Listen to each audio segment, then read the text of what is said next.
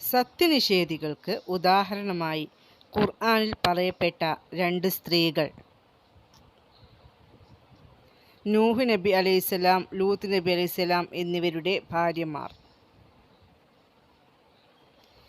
നബിയുടെ ഗോത്രനാമം ഖുറൈശ്.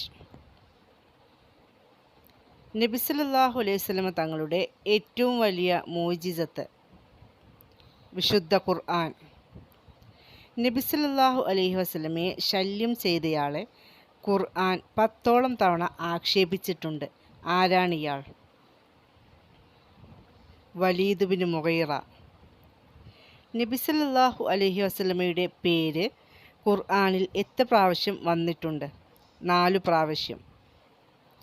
ഖുർആനിൻ്റെ സൂക്ഷിപ്പുകാരി ഹഫ്സ റളിയല്ലാഹു അൻഹ.